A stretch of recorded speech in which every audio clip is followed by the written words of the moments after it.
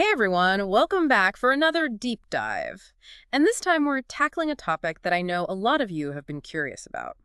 Government shutdowns. Yeah, these things always seem to be in the news. Exactly. You've sent in tons of articles and reports wanting to know more about what they are, how they happen, and why they even matter to us regular folks. Well, you're in luck. We've got a mountain of research here, and I happen to have a bit of an obsession with all things government. So let's dig in. Perfect. To start things off, could you give us like a simple explanation of what a government shutdown actually is? Sure, so basically imagine the government's like a giant household. Right. Got it. It needs money to keep the lights on, Yep. pay its employees, and, provide all those services we rely on. Right. Things like roads and schools and national defense. Exactly. Yeah. Now, just like you need a budget to manage your household expenses, the government needs a budget too.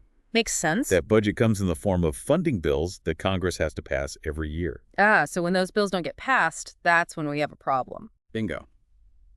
A government shutdown happens when Congress and the president can't agree on a spending plan. So basically, the money runs out, and certain parts of the government have to temporarily close up shop. So it's like cutting off the government's allowance. You could say that, but it's important to note that not everything shuts down. Even during a shutdown, essential services like national security law enforcement and air traffic control still keep running. Okay, so it's not like total anarchy. Everything important still functions. Right. It's more like hitting the pause button on some non-essential government functions. Okay, I'm starting to get the picture, but I'm guessing even a partial shutdown can have some pretty big consequences. It definitely can. The impacts can be a lot wider than you might think. Like what kind of impacts are we talking about here? Well, for starters, millions of federal employees could get furloughed, which means they're temporarily out of work. Oh, wow. So they don't get paid. Not until the shutdown ends. That's rough. Yeah, and it's not just about the lost paychecks. It can also cause delays in all sorts of government services, like passport processing, visa applications, loan approvals, you name it. So basically a whole lot of waiting and uncertainty for everyone involved. Pretty much. And then there are the ripple effects on the economy. Businesses that rely on government contracts might have to scale back or even lay off workers. It sounds like one giant mess. It can be. And it's important to remember that the longer a shutdown drags on, the worse these impacts become. Okay, so it's definitely in everyone's best interest to avoid these shutdowns altogether. Absolutely. But that's often easier said than done. I bet. Well, now that we have a better understanding of what a shutdown is and why it matters, let's dive into some specific examples. You mentioned national parks earlier. Right. National parks are a great example of how shutdowns can have a real impact on people's lives. During the 2018-2019 shutdown, millions of visitors were turned away from national parks across the country. So all those vacation plans down the drain. Yeah, it was a huge disappointment for a lot of people. And it also meant lost revenue for local communities that depend on tourism. That makes sense. What about things like food safety? Does a shutdown affect that at all? It definitely can. The FDA, for example, is responsible for inspecting food processing plants and ensuring that our food supply is safe. Right, we don't want any outbreaks of foodborne illnesses. Exactly. During shutdowns, the FDA might have to scale back its inspection activities, which could potentially put public health at risk. That's a scary thought. And what about healthcare? I know a lot of people rely on government programs like Medicare and Medicaid. You're right. Healthcare is another area that can be significantly impacted. While emergency medical care will always continue, other essential services could be disrupted. Like what? Well, the NIH, for example, might have to halt clinical trials or delay funding for important research. And what about things like processing Medicare claims? Those could be delayed as well, leading to disruptions in care and financial hardship for seniors and people with disabilities. So it's not just a matter of inconvenience, it's about people's health and well-being. Exactly. Okay, I'm already starting to see just how widespread these impacts can be. What about the IRS? Does a shutdown affect tax season? Oh, definitely. That's a big one. The IRS is responsible for processing tax returns and issuing refunds. So during a shutdown, those processes can be delayed or even halted completely. So no tax refunds? Potentially. Yeah. It really depends on the length and severity of the shutdown. And even if the IRS is able to process some returns with limited staff, there's bound to be a huge backlog afterwards. So it's like hitting the pause button on everyone's finances. Pretty much. And for people who rely on those refunds to pay bills or make ends meet, those delays can be incredibly stressful. I bet. This is all starting to sound pretty bleak. Yeah. What about S&P benefits? Those are essential for so many families. You're absolutely right. S&P benefits, also known as food stamps, are a lifeline for millions of Americans. And unfortunately, they're not immune to shutdown disruptions. So families could lose access to food. It's a real possibility. During the 2018-2019 shutdown, there were concerns that SNAP benefits might be disrupted if the shutdown continued for too long. Wow, so these shutdowns really do touch every aspect of our lives. They do, and I think that's what's so important for people to understand. It's not just about political maneuvering in Washington. It's about real people's lives being affected in very real ways. Well said. I think we've laid some great groundwork here. We now have a much clearer understanding of what a government shutdown is, how it happens, and the wide-ranging impacts it can have. Definitely. And I think this is a great starting point for our next discussion where we can dive into the history of these shutdowns and explore some potential solutions. Sounds good to me. Stay tuned, folks. We'll be right back after a short break. All right, we're back and ready to dig a little deeper into this whole government shutdown thing. You bet.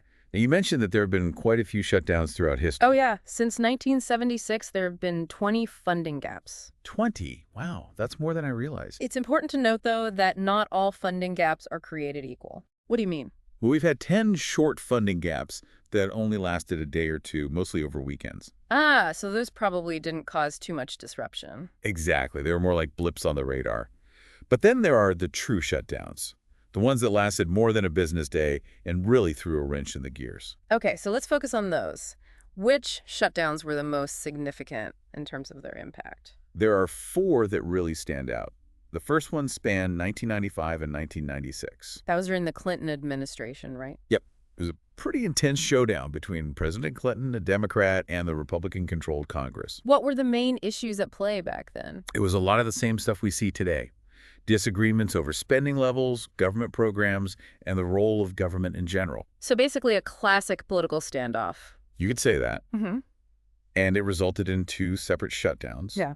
One lasting 5 days and the other a whopping 21 days. Wow, 26 days total. That must have had a major impact on the country. It definitely did. Millions of federal employees were furloughed, national parks were closed, and essential services were disrupted. It sounds like a pretty chaotic time. It was. And it really highlighted the dangers of political gridlock. Okay, so that was the 90s. Then we had another major shutdown in 2013. Right. That one was during the Obama administration. Yeah. And it's centered around the Affordable Care Act, or Obamacare as it's often called. Ah, yes. I remember that one. Republicans were trying to defund or delay the implementation of Obamacare. Exactly. They used the budget as leverage, trying to force President Obama and the Democrats to concede. And how did that play out? Well, it led to a 16-day shutdown, which again caused widespread disruptions and economic losses. It seems like healthcare has often been a flashpoint in these budget battles. It definitely has. And then, of course, we can't forget the most recent major shutdown, which spanned 2018 and 2019. Ah, yes, the Trump-era shutdown. That one was a doozy. It was the longest shutdown in U.S. history, clocking in at a staggering 35 days. I remember that one was all about funding for the border wall road. Yep. President Trump made it clear that he wouldn't sign a spending bill unless it included billions of dollars for his proposed border wall. And the Democrats were obviously opposed to that. Exactly. It was a major standoff, and neither side was willing to budge. So the government shut down for over a month, all because of a disagreement over a wall. Pretty much. And it really illustrated just how divided our political system has become. It's pretty disheartening to think about. So we've had these 4 major shutdowns all happening relatively recently. Does that mean they're becoming more common? It's hard to say for sure, but there are a few factors that might be contributing to the increase in shutdowns. Like what? Well, for one thing, the political climate has become increasingly polarized in recent decades. That's for sure. It seems like both parties have become more entrenched in their positions and less willing to compromise. Exactly. And that makes it much harder to find common ground on complex issues like the federal budget. Right, because at the end of the day, a budget is more than just numbers. It represents a whole set of values and priorities. Absolutely.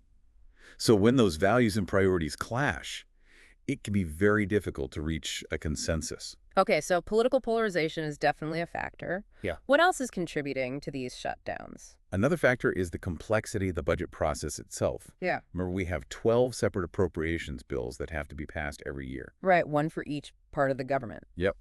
And that creates a lot of opportunities for things to get bogged down in partisan gridlock. It sounds like a recipe for disaster. It can be. And then you add in the 204/7 news cycle and the constant pressure for politicians to make headlines. Right. It's like a reality show where drama sells. Exactly. Yeah. And that can make it harder for politicians to engage in good faith negotiations and compromise because they're always worried about how it'll look to their base.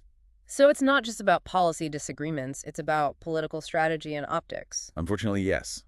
And I think that's a big part of the problem. We need to find a way to shift the focus back to governing and problem solving instead of just scoring political points. Well said. So we've got political polarization, a complex budget process, and a media environment that thrives on drama. That's a pretty good summary of the challenges we're facing. It's a lot to unpack, but I think it's important to understand these root causes if we want to find ways to prevent future shutdowns. I agree. So now that we've looked at the why, let's move on to the how. What are some of the strategies that Congress can use to avoid these shutdowns? That's a great question, and I think that's the perfect place to pick up in our next segment. All right, we're back. And now it's time to talk solutions because, let's be honest, all this talk about government shutdowns is pretty stressful. Yeah, it can definitely feel like a big mess. Exactly. But we've explored the what, the why, and the how of these shutdowns. Now let's focus on what can be done to prevent them from happening in the first place. Sounds like a plan. So what are some of the most promising approaches to avoiding these budget battles that lead to shutdowns? Well, the most straightforward solution is for Congress to just pass all 12 appropriations bills on time each year. Yeah, in a perfect world, right? Exactly. But as we've discussed, that's easier said than done. Right, with all the political gridlock and partisan bickering, it's a wonder anything gets done in Washington. You're telling me. So, while passing all the bills on time is the ideal scenario, it's not always realistic. So what are some other options? Well, one strategy that's been used in the past is to pass what's called an omnibus spending bill. Omnibus bill, that sounds pretty fancy. It's basically a giant package that combines all 12 appropriations bills into one mega bill. Ah, so instead of trying to wrangle 12 separate bills, they just lump them all together? Precisely. It streamlines the process and can help reduce the chances of individual bills getting stuck in political limbo. Okay, I can see how that would be more efficient. But are there any downsides to this approach? There are a few potential drawbacks. For one thing, omnibus bills can be incredibly long and complex, which makes it harder for lawmakers to really scrutinize everything that's included. So there's a risk of things getting slipped in without much debate or oversight. Exactly. And that lack of transparency can sometimes lead to controversy down the line. Makes sense. So it's a trade-off between efficiency and accountability. Right. Another strategy that Congress has used quite often is to pass a continuing resolution, or CR. Ah, yes, the good old CR. We talked about those earlier. They're basically like a temporary extension on the budget deadline. Exactly. They keep the government running at existing spending levels until a new budget can be agreed upon. Right. It's like hitting the snooze button on a really important alarm. Oh, that's a good analogy. Mhm. But as we discussed earlier, CRs are not a perfect solution. Yeah, they can create a lot of uncertainty for government agencies who need to plan for the future. Exactly. It's like trying to run a business when you don't know how much money you'll have coming in each month. Not exactly a recipe for success. So it seems like all of these approaches have their own set of challenges. They do. There's no silver bullet solution here. But there are some other structural reforms that have been proposed. Oh, like what? Well, one idea is to move to a 2-year budget cycle. Instead of having to pass a budget every year, they do it every other year. Right. The idea is that it would give Congress more time to negotiate and reach a consensus without the pressure of an impending deadline. I could see how that would be helpful. But would it really change anything in the long run? It's hard to say for sure, but some experts believe that it could lead to more thoughtful and deliberate budgeting. Interesting. Are there any other structural changes that have been proposed? Some people have suggested giving the president more flexibility to adjust spending levels during a budget impasse. That sounds a bit controversial. It definitely is. It would involve shifting the balance of power between the executive and legislative branches. I can see how that would be a tough sell. So it seems like we have a lot of options on the table, but actually implementing any of them would require a significant amount of political will. Absolutely. At the end of the day, preventing government shutdowns is not just about finding the right procedures or mechanisms. It's about fostering a political culture that values compromise, collaboration, and a commitment to the common good. Well said. I think that's a powerful message to leave our listeners with. I agree. It's easy to get caught up in the partisan bickering and the finger-pointing, but we have to remember that we're all in this together. Exactly. Government shutdowns hurt everyone, They disrupt essential services, damage the economy, and erode public trust in our institutions. And they're a symptom of a deeper problem in our political system. A system that seems to reward division over unity and ideology over pragmatism. So what can we as citizens do to help change that? Well, for starters, stay informed about the issues and make your voice heard. Contact your elected officials and let them know that you expect them to work together to avoid these shutdowns. Right.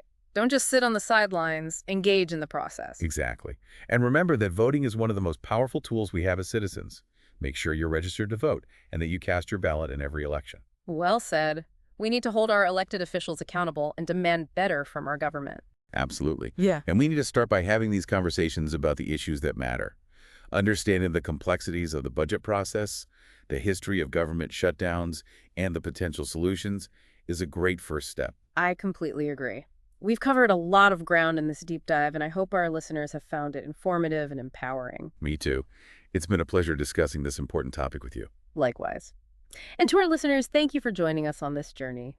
Remember, stay curious, stay engaged, and stay hopeful. Together, we can build a better future. That's all for this deep dive. We'll see you next time.